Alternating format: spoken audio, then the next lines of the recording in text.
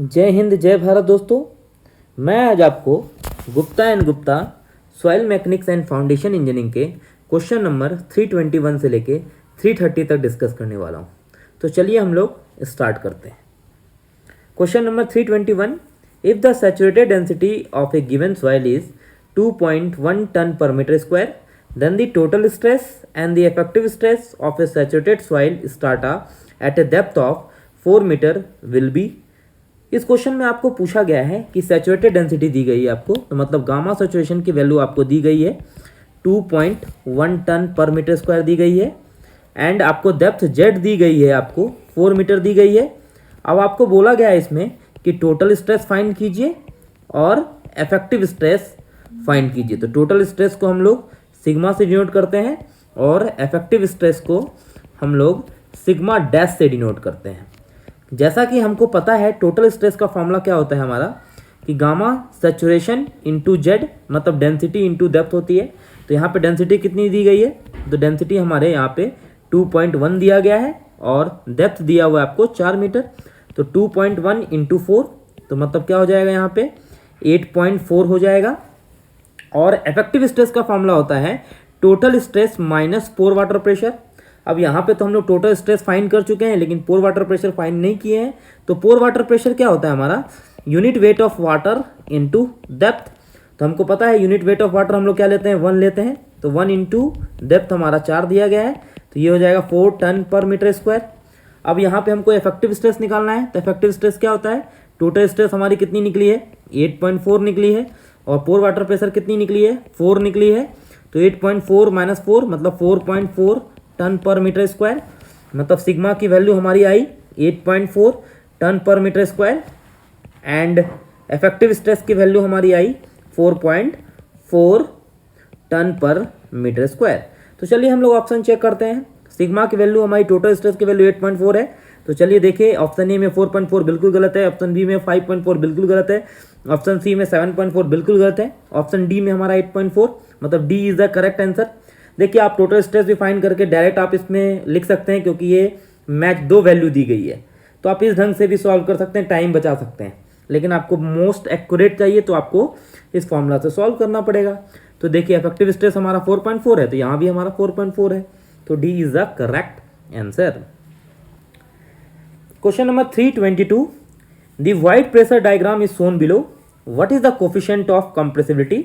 Option A 0.5 metre square per ton, option B 0.73 metre square per ton, option C 0.20 metre square per ton, option D 0.25 metre square per ton. अब देखिए यहाँ पे wide pressure diagram दिया गया है, मतलब Y axis में आपको दी गई है void ratio, and x axis में आपको दिया हुआ है प्रेशर। ठीक है, जैसा कि हमको पता है कि कोफिशिएंट ऑफ कंप्रेसिबिलिटी मतलब एवी हम लोग कैसे निकालते हैं, तो change in the void ratio by change in the effective stress, यही निकालते हैं हम लोग कोफिशिएंट ऑफ कंप्रेसिबिलिटी। तो इसमें हम लोग देखते हैं कि कोफिशिएंट ऑफ कंप्रेसिबिलिटी क्या है, जैसे हम प्रेशर बढ़ाएंगे वैसे हमारा क्या हो जाएगी, वाइड रेशियो कम होती है। देखिए जैसे हमने यहाँ पे प्रेशर बढ़ा रहे हैं, मतलब प्रेशर हमारी कितनी है, तो 17.1 है, तो हमारी वाइड रेशियो कितनी है, 0.6 है। जिसी तरह हमारा प्रेशर कम हो रहा है तो वाइड रेशियो हमारी क्या हो जा रही है, अधिक हो जा रही है।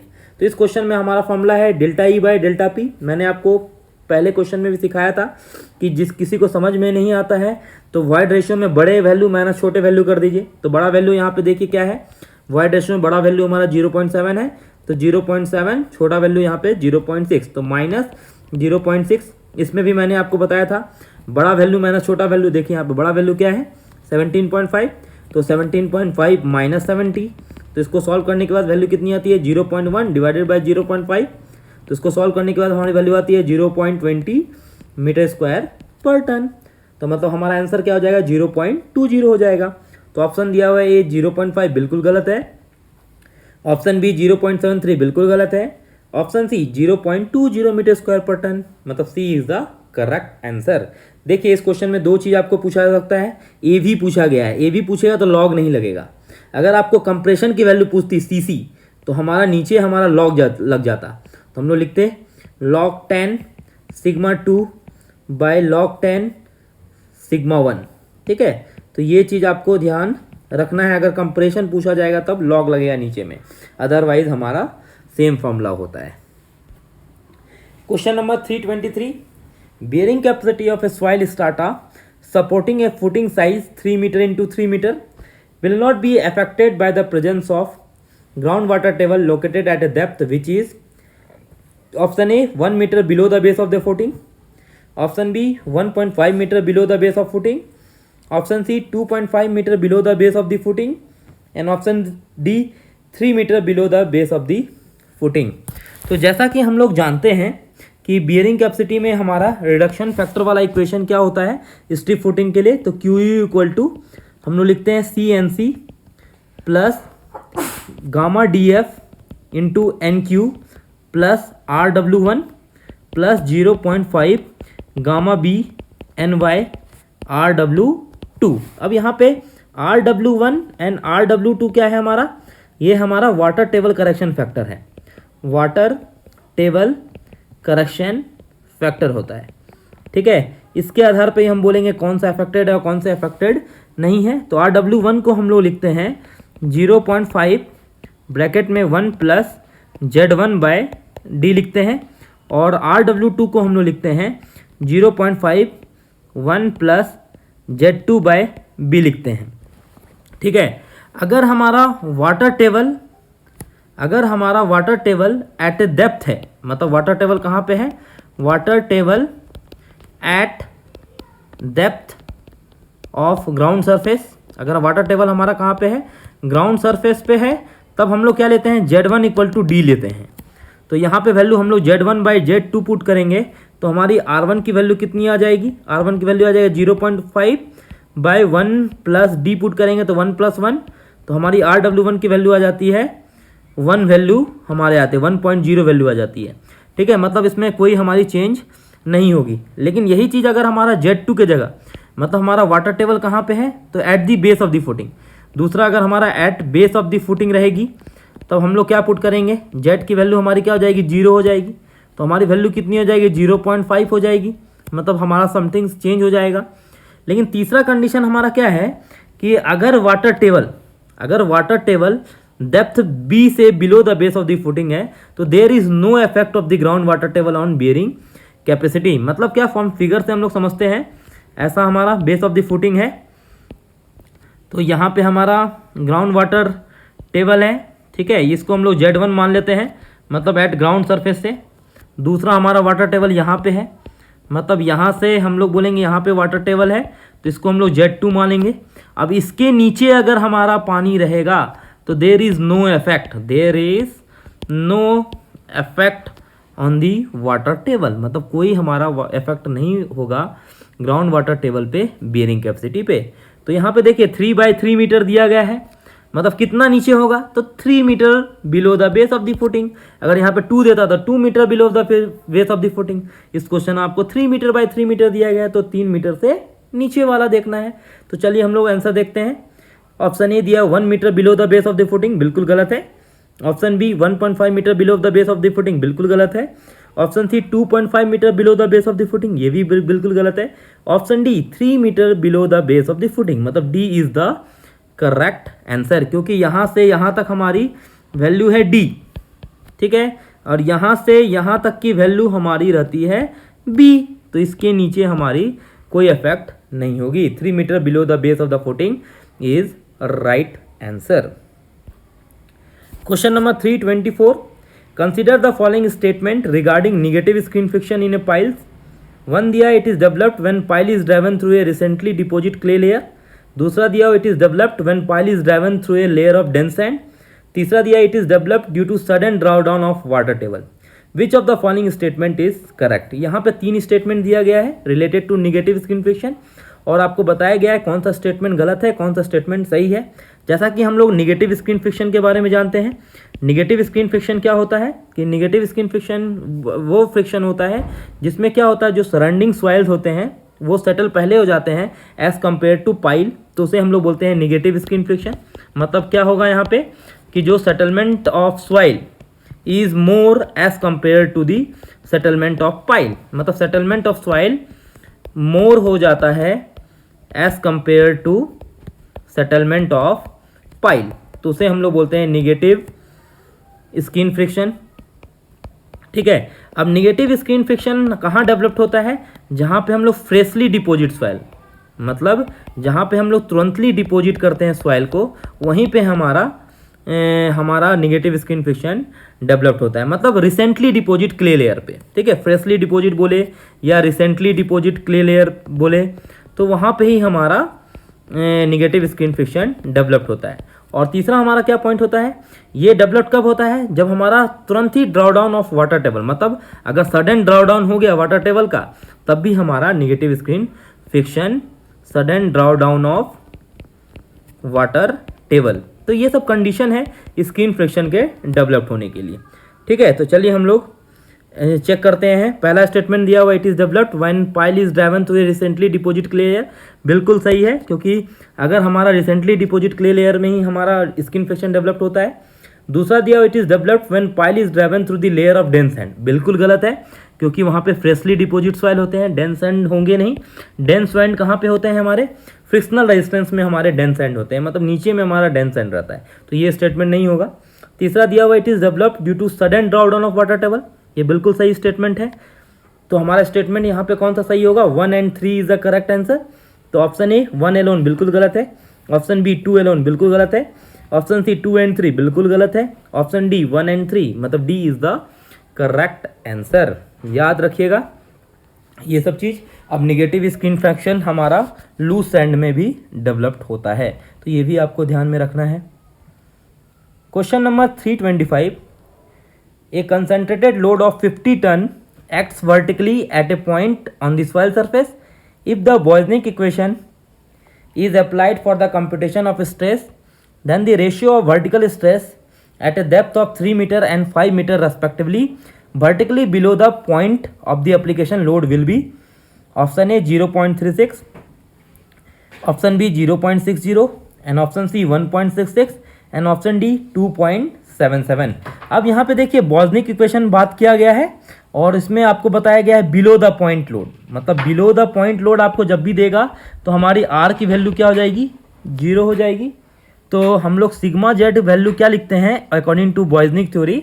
इसको हम लोग लिखते हैं 0.4775 क्यू बाय जेड स्क्वायर लिखते हैं। तो यहाँ पे आपको डेप्थ 2 मीटर दिया गया है, एक डेप्थ हमारी 3 मीटर दी गई है जेड की वैल्यू, और एक हमारी दी गई है जेड की वैल्यू 5 मीटर दी गई है। तो इसमें आपको बोला है वर्टिकल स्ट्रेस निकालिए। तो हमको पता है कि यहाँ पे देखिए sigma Z is inversely proportional to 1 by Z square हो जाएगा। तो हम लोग इसको लिख सकते हैं यहाँ पे सिग्मा एक किसके लिए बोल रहा है? 3 and 5 के लिए बोल रहा है। तो सिग्मा 3 बाय सिग्मा 5, तो यहाँ पे इन्वर्सली प्रोपोर्शनल है, तो यहाँ पे क्या हो जाएगा हमारी वैल्यू? 5 का स्क्वायर अपॉन 3 का स्क्वायर हो जाएगा। तो क्या हो जाएगी? 25/9 हो जाएगा। तो हमारी वैल्यू हो जाएगी 2.77। तो चलिए हम लोग आंसर चेक करते हैं। ऑप्शन ए 0.36 बिल्कुल गलत है, ऑप्शन बी 0.60 बिल्कुल गलत है, ऑप्शन सी 1.66 बिल्कुल गलत है, ऑप्शन डी 2.77, मतलब यहाँ पे D is the correct answer. मतलब इस क्वेश्चन में आपको पूछा गया है कि एक हमारा वर्टिकल लोड लग रहा है, मतलब 50 टन लग रहा है, तो उसके नीचे जो हमारा डेप्थ रहेगा, मतलब vertical stress at a depth of 3 metre और ए डेप्थ ऑफ 5 मीटर, तो हमारी वर्टिकल स्ट्रेस कितनी होगी? तो वर्टिकल स्ट्रेस हमारी हो जाएगी 25/9, मतलब 2.77, मतलब D is the correct answer.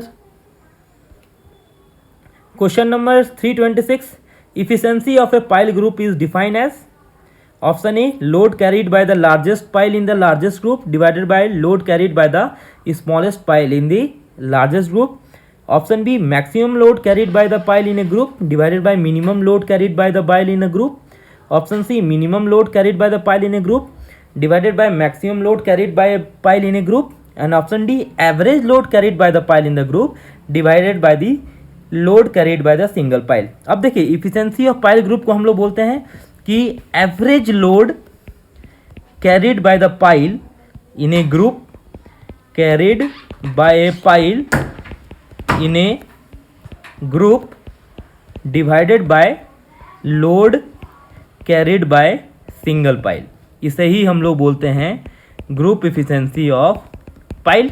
अब आपको ये भी याद रखना है कि ग्रुप इफिशियंसी हमारी ऑलवेज 1 होती है, किसके लिए? तो सैंडी सॉइल के लिए।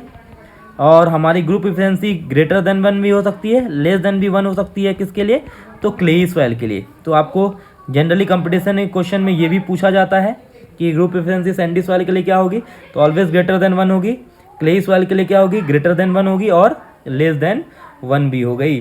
ठीक है, तो इसको ही हम लोग बोलते हैं efficiency of pile in a group. जहाँ भी एवरेज लोड लगेगा ग्रुप में डिवाइडेड बाय इंडिविजुअल लोड लगेगा सिंगल पाइल का, तो उसे हम लोग बोलते हैं efficiency. Question number 327, no tension should developed at the base of rectangular well foundation और at or in horizontal section within the well. For no tension at the base, resultant of P, the total active thrust and weight of the soil must passes through. अब देखिए, जब भी आपको no tension हमारा developed होगा तो हमारा क्या होगा कि must pass through the middle third base. हमेशा अगर आपको नो टेंशन लिखा रहेगा, नो स्लाइडिंग लिखा रहेगा, तो वो कहाँ से पास होगा? Middle third of the base से। ये भी आपको याद रखना है, middle third of the base से ही हमारा पास होगा। ठीक है, तो चलिए हम लोग आंसर चेक करते हैं। आंसर दिया हाफ ऑफ द बेस, बिल्कुल गलत है। Option B third of the base, मतलब middle third of the base, मतलब B is the correct answer. ठीक है, ये सब हम लोग फेल्योर ऑफ डैम का ही पढ़ते हैं कि टेंशन हमारा कब डेवलप नहीं होगा, स्लाइडिंग कब हमारा डेवलप नहीं होगा। तो ये सब चीज़ आपको याद रखना है। डैम के कहीं भी सेक्शन में आएंगे तो आपको middle third of the base याद रखना है, मतलब B is the correct answer. Question number 328, match list 1 with match list 2, select the correct answer using the code below. अब यहाँ पे लिस्ट 1 दिए गए हैं, लिस्ट 2 दिए गए हैं और आपको बताए हैं कि आप मैच कीजिए। लिस्ट 1 में दिया गया है आपको modulus of subgrade reaction, B दिया हुआ है रिलेटिव डेंसिटी एंड स्ट्रेंथ, तीसरा दिया गया है skin friction and point bearing, and चौथा दिया है इलास्टिक कांस्टेंट। और लिस्ट 2 में दिया है साइक्लिक पाइल लोड टेस्ट, फिर दिया हुआ प्रेशर मीटर टेस्ट, फिर दिया प्लेट लोड टेस्ट एंड चौथा दिया स्टैंडर्ड पेनिट्रेशन टेस्ट। अब जैसे कि मॉडुलस ऑफ सबग्रेड रिएक्शन हम लोग निकालते हैं प्लेट लोड टेस्ट से, मतलब हमारा 1 का क्या आंसर हो जाएगा? तो 1 की हमारी 3 आंसर हो जाएगी। फिर रिलेटिव डेंसिटी एंड स्ट्रेंथ, जैसा कि हमको पता है रिलेटिव डेंसिटी हम लोग सैंड की निकालते हैं एसपीटी टेस्ट से, मतलब दूसरा का क्या हो जाएगा? 4 नंबर हो जाएगी। फिर हमारी screen friction and point bearing, तो जैसे हमको पता है screen friction and point bearing हमारा साइक्लिक पाइल लोड टेस्ट से होता है, तो यहाँ पे हमारा हो जाएगा पहला। और इलास्टिक कांस्टेंट हम लोग प्रेशर मीटर टेस्ट से निकालते हैं, तो हमारा क्या हो जाएगा? दूसरा। तो हमारा अप्रोप्रिएट आंसर क्या हो जाएगा? 3 4 1 2। तो चलिए हम लोग आंसर चेक करते हैं। 1 3 2 4 बिल्कुल गलत है। ऑप्शन बी 1 2 4 3 बिल्कुल गलत है। ऑप्शन सी 2 4 1 3 बिल्कुल गलत है। ऑप्शन डी 3 4 1 2, मतलब D is the correct answer. Question number 329, a soil sample has specific gravity 2.60 and void ratio is 0.78. The water content in percentage required to fully saturated of the soil at the void ratio would be. अब इस question में आपको specific gravity दी गई है, g की value 2.6 दी गई है, void ratio की वैल्यू हमारी 0.78 दी गई है। अब आपको बोला है वाटर कंटेंट निकालिए, मतलब W की वैल्यू हमको फाइंड करना है, और हमारी फुल्ली सैचुरेटेड है, मतलब S की वैल्यू हमारी 1 होगी। तो जैसा कि हम लोग रिलेशन पढ़ते आए हैं, तो E इक्वल टू क्या होता है? WG/S होता है। ठीक है, अब यहाँ पे E की वैल्यू कितनी दी गई है? 0.78 दी गई है। वाटर कंटेंट हमको निकालना है, G की वैल्यू हमारी 2.6 दी गई है, S की वैल्यू हमारी 1 हो जाएगी। तो W की वैल्यू कितनी हो जाएगी? 0.78 डिवाइडेड बाई 2.6। हमको पता है 26 3 जा 78, मतलब हमारी वैल्यू कितनी हो जाएगी? 30% हो जाएगी। तो चलिए हम लोग ऑप्शन चेक करते हैं। ऑप्शन ए दिया हुआ 10, ऑप्शन बी दिया हुआ 30%, मतलब B is the correct answer. Question number 330, a bed of sand consist of 3 horizontal layer of equal thickness. The value of Darcy K for upper and lower layer is 1 into 10⁻² centimeter per second and middle of layer is 1 into 10⁻1 centimeter per second. अब ratio of permeability in the bed in horizontal direction to vertical direction. देखिए इस question में आपको 3 layer दिए गए हैं, तो सबसे पहले आप 3 लेयर बना लीजिए। तो 3 layer, 1 layer, 2 layer and 3 layer. अब इसमें आपको दिया हुआ है तीनों की इक्वल थिकनेस है, मतलब ये H है, ये भी H है, ये भी H है, और आपको दिया वो अपर लेयर आपको दिया 1 into 10⁻², एंड लोअर लेयर भी हमारी दी गई है 1 into 10⁻², एंड मिडिल लेयर आपको दिया 10⁻1। अब आपको निकालना है क्या? KH/KV निकालना है। ठीक है, तो जैसा कि हम लोग हॉरिजॉन्टल परमिटिविटी निकालते हैं, उसका फॉर्मूला क्या होता है? K1 into H1 plus K2 into H2 plus K3 into H3 divided by H1 plus H2 plus H3।